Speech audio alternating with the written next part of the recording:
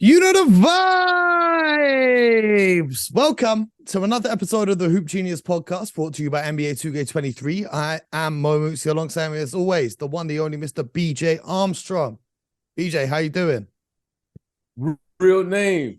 No gimmicks. No gimmicks, bro. No gimmicks. No gimmicks. Let's talk about it. Let's talk for about the it. Denver Nuggets as they sweep away the Los Angeles Lakers in a close win, 113-111 on the road in LA to send LeBron and AD packing to Cancun.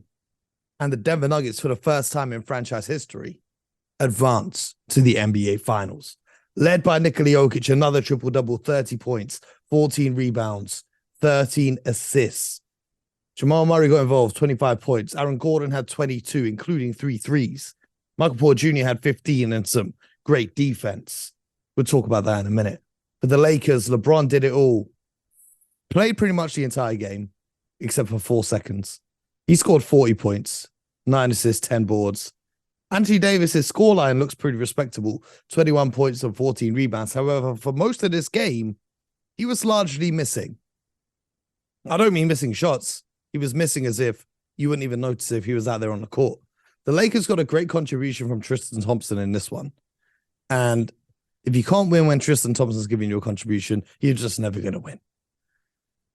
And that was all she wrote. The Lakers season comes to an end. They've gone home. And the Nuggets advance to the finals. BJ, what's your thoughts?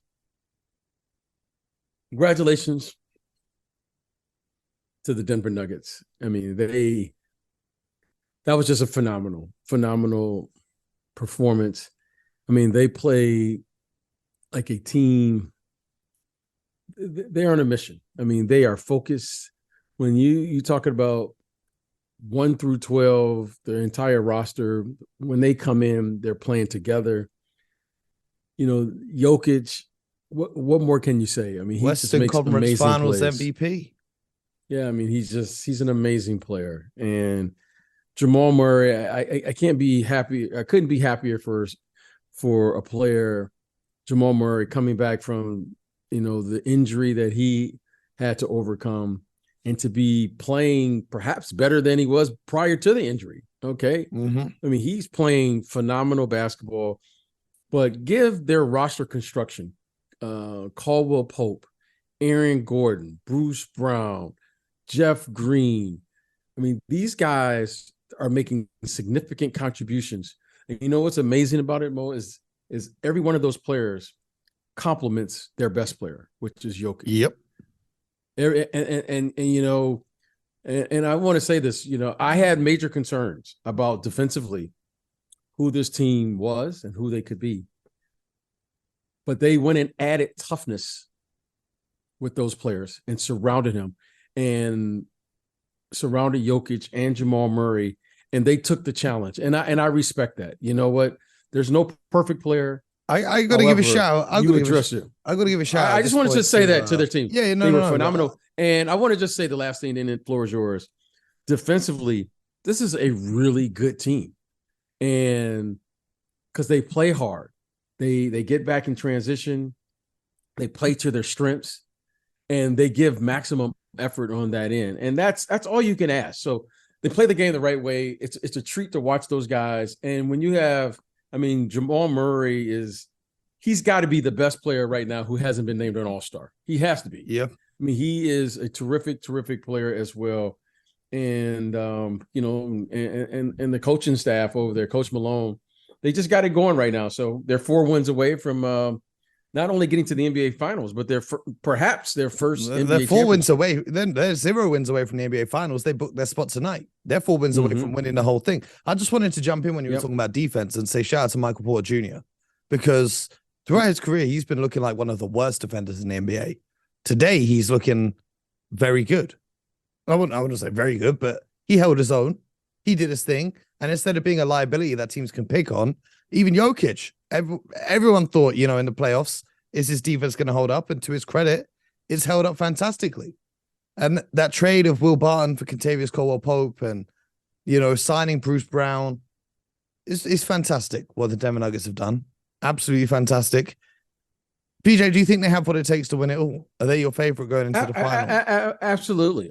Look, you don't get to this stage and not have what it takes. I mean, that's a credit. And they're coming out of the West.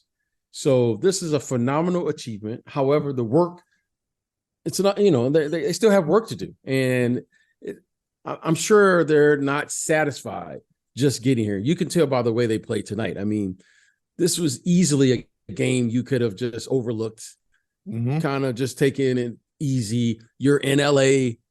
This was a business trip for them, and they took care of business. And give those guys credit. I mean, they were down big, 15 points or so at half. Yep. They come back and just put together what a third quarter. I mean, 36-16 in the third quarter. Yeah, the Nuggets went on a run. They're focused. So, yes, they have what it takes. They have the depth, they have the defense, they have the shooting and passing, rebounding, and they're a physical group. I like how they play. Do you know one thing that stood out to me was that final 5 minutes of the game, Jokic played with 5 fouls. He managed to stay disciplined. When you've got the other team superstar on 5 fouls, you'd think you'd go at him every time, but he managed to avoid foul trouble and carry them to a win. And he hit some ridiculous shots. He hit some ridiculous shots in this one. I don't think we have the words to describe what Nikola Jokic has done. For all the people out there who said he was padding his stats during the regular season, for all the people who said it out there, he's not the MVP because he just relies on advanced statistics. For all the people out there who after game 1 said Rui Hachimura had figured him out. Wonder what they're saying now, because he's looking like the best player in the world right now. He's looking like the best player in the world. And, well, I mean, we'll do a finals preview episode talking about how the Heat match up with them. But let's talk about the Lakers, because LeBron left it all out there. Wait a minute. Well, how can you say the Heat? Like, it's the series is not over with yet. I've been telling you for like 2 weeks now the Heat are winning that series. I've been telling you. The series is way over. We know this. The series has been over since game 2, maybe even game 1. But let's talk about the Lakers. Where do they go from here? Do you think, because they're adamant on keeping Reeves and Hachimura, who were great for them throughout this playoff run, do you think that this was their best shot at getting back to the finals, or do you think they still have more in them if they come back next year? Well, Mo, I don't want to get sidetracked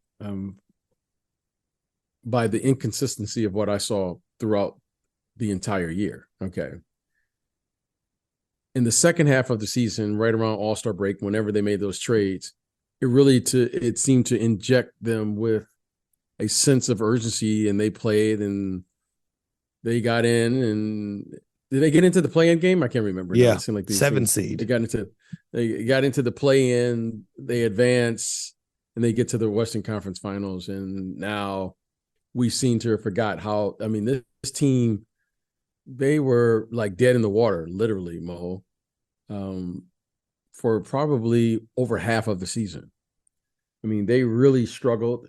They were in, like, if I remember correctly, they were like 11th or 13th place at some place in the Western Conference during the course of the season. They started off like 2-10 or something like that. And then all of a sudden they make this trade, and then, they just like, boom, they just took off. Now, this is what I want to say, Mo. Now, the thing that really helped this team is they added depth to their roster, to guys who can play to help them get through the regular season. Now, the thing that's interesting, Mo, is as you watch the playoffs, for the most part, guys are playing. Mm-hmm. They're playing every other day, and they're not missing as many games. But the regular season, Mo, is a different animal now, because guys, well, they load manage during the regular season. So I think the one thing, Mo, to be cautious of is you're going to need depth to get you through the regular season. So the player that we're probably all thinking about, and what we have to say it is Kyrie Irving. So if you get Kyrie Irving, or you get one player and you don't get the depth that's necessary, how are you going to get through the regular season? Because next year, LeBron James is going to be 39 years old. And he's putting up performances like this. Bo, at some point here, on one hand, I know Beasley and maybe Vanderbilt and these guys didn't end the season the way you would. Yeah, it was a bad matchup for them. It was a bad matchup for them. Well, that's fine. Bad matchups or whatever it is. However, you're going to need depth to get through the regular season because let me tell you something. I'm not expecting LeBron to play over 70 games. AD, we hope plays over 70 games. Well, if they get Kyrie, I doubt they will. I'm not sure how many games. I doubt they can afford him now because I'm just telling you what's out here. I'm not saying they will. I'm not saying they won't. I don't expect them to bring back D'Angelo Russell. You're not just going to let the guy walk unless you're going to do something. So again, they have to be careful to make sure that they have enough depth to get through the regular season. So if you let D'Angelo Russell walk and you let Beasley or somebody walk, and let's say Austin Reeves signs somewhere else, now you're looking at a depleted roster. Oh yeah, and then you're back to where you were a year ago. So it's going to be interesting to see how they continue to add the depth to this roster, and then that will determine whether or not they can make a serious run at it. Because their best players, one is 39, and the other one it may as well be 39. Let's just say he hasn't consistently shown that he will be available. So I'm not sure what to think about that. However, I think they had a great season based on everything they've gone through. They really did a nice job they really piecemealed this season. I mean, they got to the conference finals. To me, I didn't expect them to. Yeah. I didn't even know if they could even make the playoffs, to make the play-in at one point during the season. But to their credit, they hung in there. Give Rob Pelinka and their staff credit. They really did a nice job of finding depth when they, Patrick Beverley and Russell went elsewhere. And it worked. It kind of worked out for everybody. I mean, everyone made the playoffs. Think about that. Everyone. Well, I guess the Bulls didn't make the playoffs. The Bulls didn't make it. They made the play-in. They got the play-in. They were a few minutes away. I mean, the irony is Russell Westbrook always plays really well against the Nuggets. He's a good matchup against them. But the reason why I think that they can't get Kyrie Irving is because Austin Reeves is a restricted free agent. The most the Lakers can offer him is, I think, 54 million, somewhere around there. Whereas another team could offer him 96 million. And I don't know which team will have the cap space to offer him a contract that's near that. However, everything he's shown, when you look at the money people like Jordan Poole are making around this league, everything he's shown is he'd be worth that kind of contract.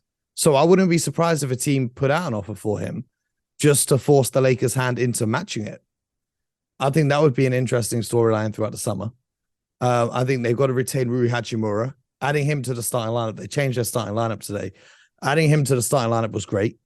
And then you've got other guys like Lonnie Walker's a free agent, I think. So it's going to be interesting to see if they can retain these guys or how they're going to fill out the rest of the roster. But it gets tougher every year now. LeBron gets a year older. Anthony Davis has more miles on his body. I don't know if this was their best chance, but the Nuggets thoroughly deserved it. The Nuggets thoroughly deserved it. And, what more can we say about this guy, Nikola Jokic? What more can we say? Someone tweeted me an interesting question. And I wonder if you had the answer to it, because I know that you keep your ear to the ground with all the scouts and executives around the league. They asked me, why did more people not spot Nikola Jokic before he got drafted? Why did he fall all the way to 41? I don't think he fell to there. You for the most part, you get drafted where you're supposed to get drafted. And you say, okay, well, why did he fall? All right.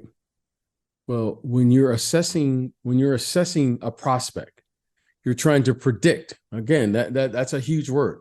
No one's ever scouted unless you've been wrong. If you've ever been wrong, you've never scouted, because there's two things you can't measure. You can't measure what's in someone's mind, and you can't measure what's in his heart. Okay. But let's look at the things if you are evaluating. Okay. The game is about pace and space. Well, not anymore. Okay. We say that, but we see this guy grab defensive rebounds and push the fast break himself. So again, okay, when you're assessing, like, no one saw him in the system. When you're assessing, you're going, what's the pace? Well, he's not the fastest guy. Okay. He's not like a stretch player. He's, and when he first came in the league, he wasn't like in the greatest condition. I mean, yeah, he's lost a lot the of player weight. The player you're watching now is not the player that was drafted. Like everyone just wants to forget. Like we're looking at now a 2-time MVP player. That wasn't the player. I saw him as a young player. Now, he always had a nice touch around the basket. He wasn't moving fast, just kind of like what he does now. But you didn't know how that was going to translate to the NBA game. And think about this. When the first time I interviewed Mike Malone was when they had the roster in Denver with Nurkic and Jokic both on the same team, and they were trying to play 2 7-footers at the same time. Just imagine a world where they'd kept Nurkic instead of Jokic, how different their franchise would have panned out. It's crazy how these things work out in terms of situations as well. Because had they, for example, traded Jokic to a different situation, his career may not have panned out how it's panning out now if they had kept rolling with use of Nurkic. So credit to the development of the Nuggets as well, and to Jokic for buying in and doing the hours and putting in the hard work. Well, people say, I'm just going to say this. I'm not saying development doesn't work. The NBA, I'm just going to say it because I'm always bothered by that term development. This is not the place to develop.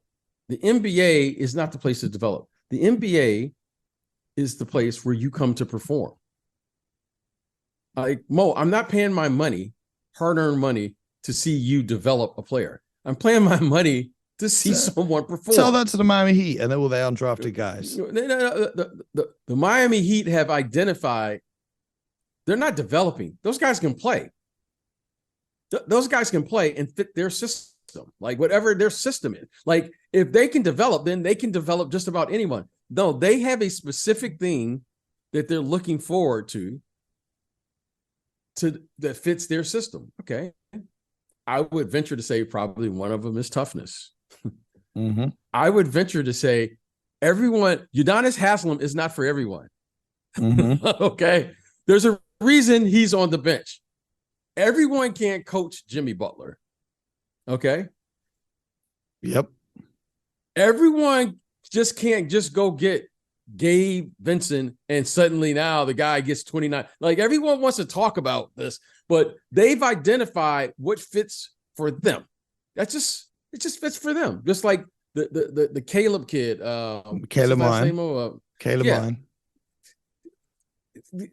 I watched them in Utah. I mean, not Utah, in Charlotte, just like everyone else. Yep. Okay. So they've identified what works for them. That's the key.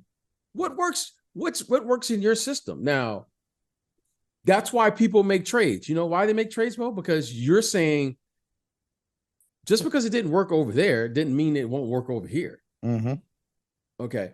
I have a hard time with development because development means it's counterintuitive to why you're playing professional sports. Professional sports is about one thing. You're paid to win games. You don't get paid to play. Well, maybe the word is patience then. The patience with Nikola Jokic. Okay. Patience. All right. So Doc Rivers gets to the conference finals. He's fired. Nick Nurse wins a championship, coach of the year. He's fired. Monty Williams is fired. Frank Vogel, he was fired last year. No, this is the NBA. There's no patience up here. We get paid to win. And if you don't win, let's move on. So, but that's just me. Like I hear these things. People get paid. I mean, people get, development. No, Jokic I remember watching him as a young player. You saw he could play. You saw his impact. Now, what you're seeing is his ability to perform under pressure. I mean, this guy is performing like at an all-time, he's at an elite level right now, right? I think I saw a stat tonight where he surpassed Wilt Chamberlain. I mean, Wilt Chamberlain holds about every record out there. I was going to say, if you beat Wilt Chamberlain in something, that's a free pass to the Hall of Fame. That's what I'm saying. So I'm looking at this guy going, okay, he's just performing. Performance is the key. Like, who performs? Like, say what you want. LeBron James, he came out and he performed. You don't develop that. You don't. Well, how are you going to develop that? Either you can do it or you can't, right? Because coaches, players will all their reputation will always be dictated by how they perform under pressure. That's where this is why the playoffs is great. When players perform under this, I mean, think about what Jokic and this kid Jamal Murray did in particular. Caldwell Pope, by the way, like, I mean, he was against. You got to defend him now like a knockdown shooter. I mean, he was that thing was touching his hand like. I mean, these guys are performing at an all-time help. So, but that's just me. All that develop. You come here to develop. No, if you want to develop, stay where you're at. Stay in college or it's stay an unavoidable fact that Jokic's game has developed since he's been in the NBA. Yeah, I can tell you this: there's no place other than the NBA where you're going to learn how to play the NBA other than in the NBA. Think about that. The NBA game isn't played anywhere else. Yes. So now, do you have to learn how to play? Absolutely. Do you have to learn this league? Absolutely. You learn. Learning is different than developing. When you learn something, that means you have an innate ability or innate talent that now you just have to go out and perform. Okay. But that's, well, you can call it however you want to call it. But where else are you going to learn the NBA game? It's not taught anywhere else. It's not play. You don't, in Europe, for instance, you don't play. Where else are you going to play the NBA rules? Yeah. Where else are you going to see NBA talent? Regardless of NBA? Whether you call it development or learning or whatever you want to call it, it is fantastic to watch what this guy has been able to do. One interesting part about this Nuggets run to the finals, Jamal Murray was drafted by the Denver Nuggets, and he was drafted using a draft pick that the Nuggets acquired when they traded Carmelo Anthony to the New York Knicks. Now, today, Carmelo Anthony announced his retirement. So I wanted to take a second to just pause here. And what's your favorite memory of Carmelo Anthony's NBA career? Because he had a great college career, but what was your favorite NBA moment of Carmelo Anthony? Well, I saw Melo as a high school kid here. My favorite moment of him is watching him win in college. That's my favorite moment. Like, yeah, he scored a lot of points in the NBA. Yeah, at Syracuse University. I mean, I watched this young man as a freshman completely dominate the college scene. Mm-hmm. I mean, he dominated, and they won the championship that year. Mm-hmm. He was just that's my favorite moment of him because he was such a dominant offensive player. And the thing that I thought he did very well was he could rebound the basketball. I mean, that's what he really did. He could rebound it. As a pro, listen, he offensively, he was, he was a prolific offensive player. I mean, make no doubt about it. I mean, he could put the ball in the basket. He was a professional scorer. If there's something you want to say, who is Carmelo? He was a professional scorer. He could put the ball in the basket. I mean, right now, I know he's retired, but he can get you 20 a night. Yeah, right now. I was spending all season hoping he'd join the Celtics. Yeah, it's they could do with some help. Game change. Yeah, the game change. And listen, it happens to everyone. The game changes, and you got to change with it.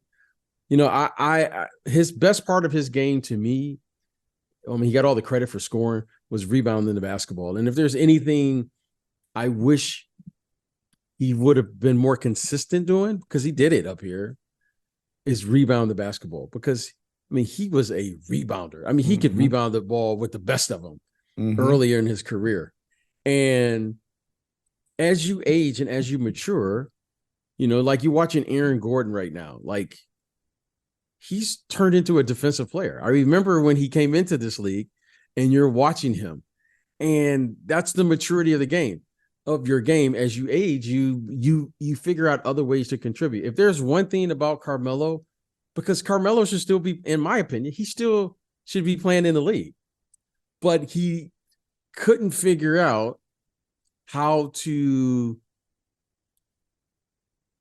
affect the game in other ways other than scoring.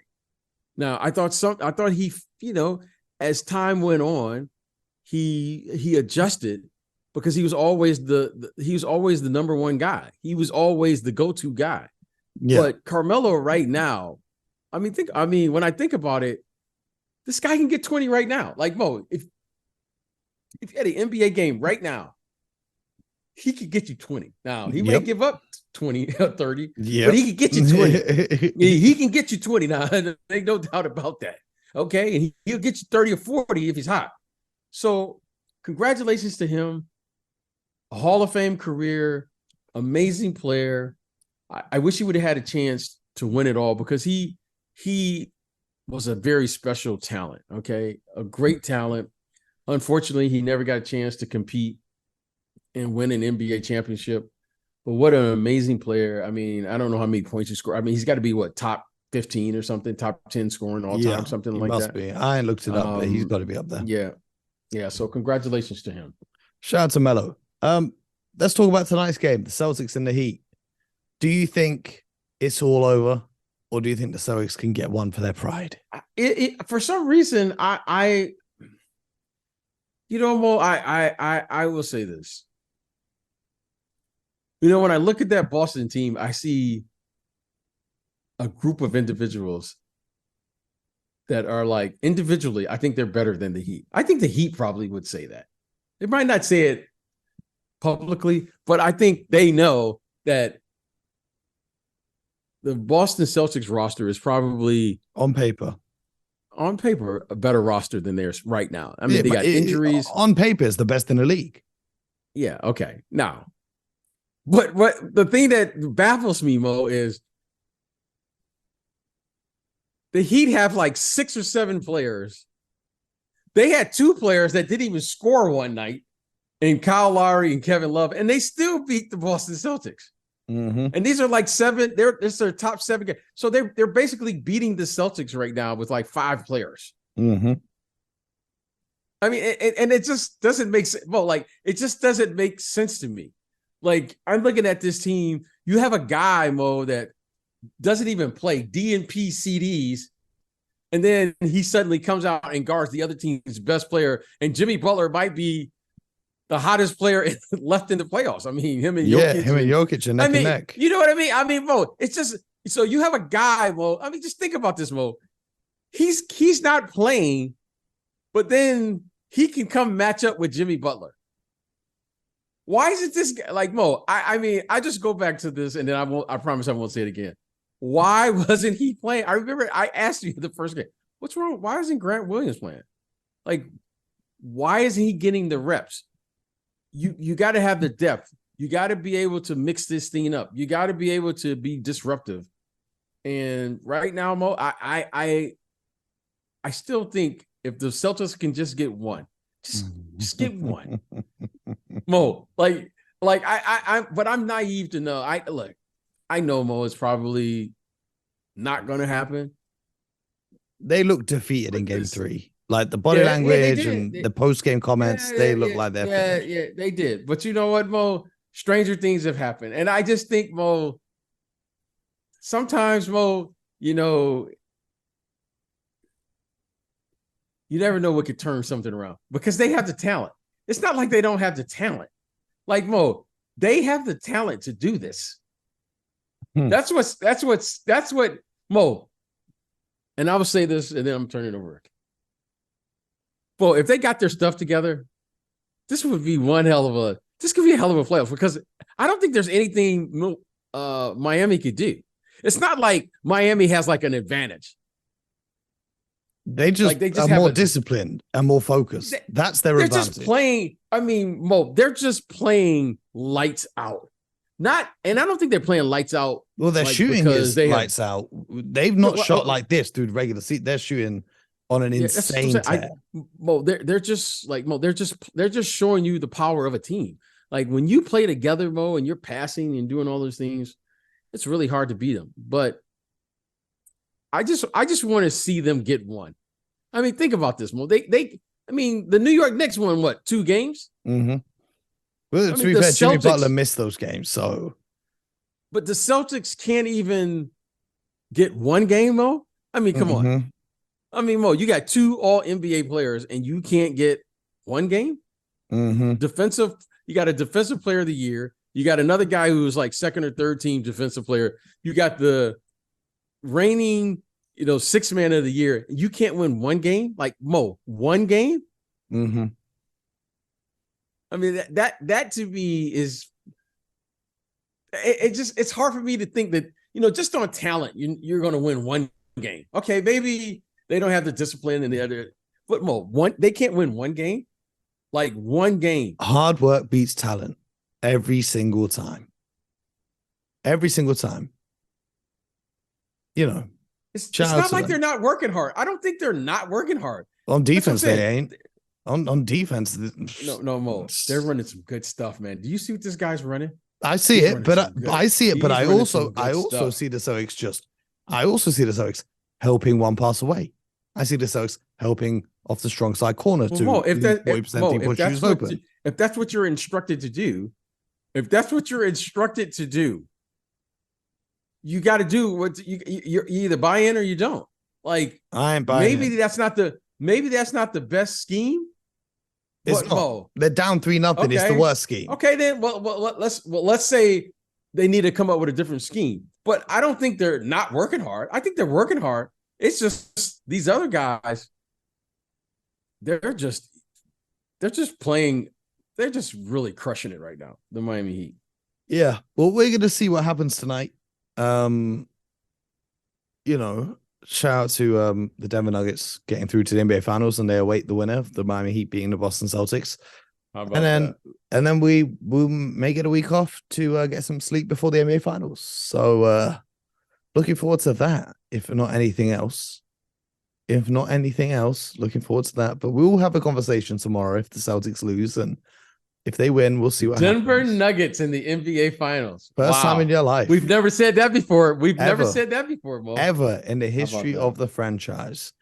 And it's a chubby man from Serbia who's taking them there. Man, that guy's not chubby. That guy is in great shape right now. And you see the minutes he played tonight. How many minutes did he play tonight? Did he even come out in the second half? No, I think he played the whole fourth. Jokic played 45 minutes. Oh, come on, man. That guy, what a stud. And shout out Jamal Murray. They're just doing it internationally. Canadian Jamal Murray, Serbian Nikola Jokic. They're getting it done. They'll be eagerly keeping an eye on what happens over in the Eastern Conference, as will we. And we'll be back tomorrow with more from the Hoop Genius podcast. So make sure you subscribe so you don't miss an episode, whether it's YouTube, Apple, Spotify, you name it, we're there. And in the meantime, much like Nikola Jokic, you're going to do one thing: get buckets.